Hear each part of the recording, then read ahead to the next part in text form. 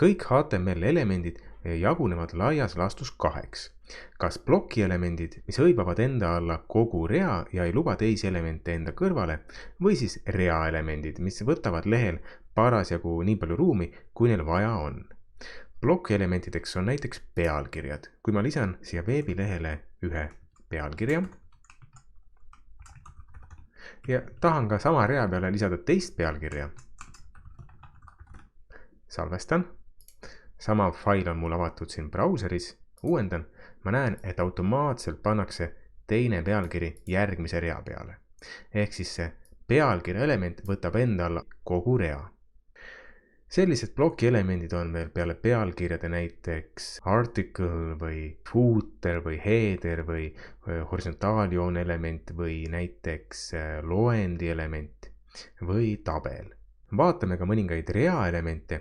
Reaelemendi näide on näiteks hüperlingi element. Lisan siia ühe lingi.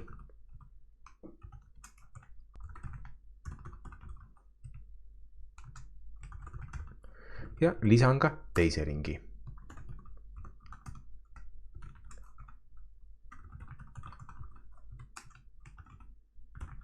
Salvestan lehe. Uuendan brauserit ja näen, et nemad asuvad nüüd üksteise kõrval. Ehk siis lingi elemendid on sellised reaelemendid, mis võtavad enda alla parasjagu nii palju ruumi, kui neil vaja on. Reaelementideks on näiteks ka veel pildi element, objekti element, reavahetuselement ja muud. Keerulisemas HTML koodis leiavad tihti kasutust ka konteinerelemendid div ja span. Element div on plokielement ja teda kasutatakse enamasti teiste elementide grupeerimiseks. Näiteks on mul siin lehel loodud üks H1 pealkiri ja üks tekstilõik. Kui ma sooviks nüüd mõlemat seda teksti muuta punaseks, siis üks võimalus oleks mul muuta kõigepealt H1 punaseks ja ka tekstilõik punaseks. Küll aga saan ma nad mõlemad panna selle konteinerelement div sisse.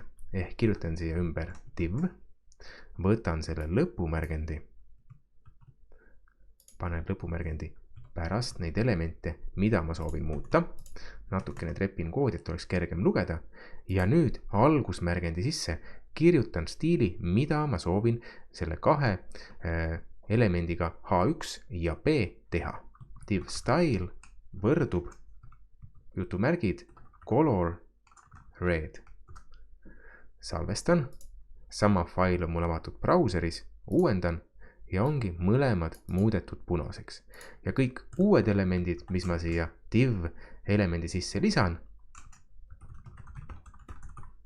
muudetakse samamoodi punaseks.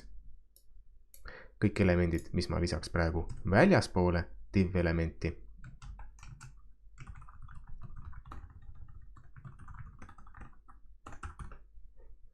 oleksid oma vaike väärtusega musta värvi. Element span on aga reasisene element ning enamasti kasutatakse seda tekstilõigus mõne osa stiliseerimiseks. Näiteks, kui ma tahan, et ainult sõna tekstilõik oleks sinist värvi, siis selle jaoks ma siia tekstilõigu ümber kirjutan span algusmärgendi, võtan selle lõpumärgendi siit ära, kleebin selle siia pärast sõna tekstilõik ja algusmärgendi sisse kirjutan style võrdub jutumärgid color colon blue. Semikoolon, salvestan, uuendan ja nüüd ainult sõna tekstilõik on sinist värvi. Lisan ka näiteks siia taustavärvi background color colon yellow. Ehk taustavärv kollane, sellel sõnal tekstilõik. Uuendan. No nii, siin jäi kogemata semikoolon kooloni asemel. Salvestan uuesti, uuendan ja nüüd on sõna tekstilõik sinist värvi ja taust kollast värvi. Ja samamoodi nagu me saame stiliseerida teisi elemente ka siin päises sisemise stiiliga või väljaspoolt sisse loetud stiililehega, saame me stiliseerida tegelikult ka div ja span elemente. Näiteks kustutan praegu siit ära selle div algusmärgendi seest style color red ja lisan siia hoopis ID. ID võrdub ehk siis selle div elemendi ID on näiteks tähtis. div id tähtis.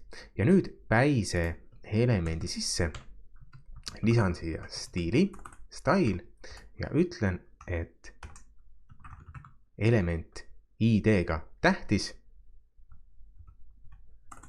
tema color, tema värv oleks näiteks roosa. Tema värv oleks roosa. Salvestan, uuendan ja ongi tekst muudetud roosaks. Ehk me saame seda muutust teha siin kõik ikkagi stiililehe sees. Me ei pea hakkama neid stiile kirjutama lehe sisu osasse. Samamoodi võtan selle span stiili, lõikan selle siit ära, kirjutan span id värviline ja lisan siia stiili alla hashtag värviline loogsulud. Kleebin siia selle sama stiili, mis ma ära lõikasin. Color blue, background color yellow. Eemaldan jutumärgid, salvestan, uuendan ja kõik jääb tegelikult samaks. Kui muudaks näiteks yellow reediks ehk punaseks, uuendan, nüüd on taust punane, tekst ise sinine.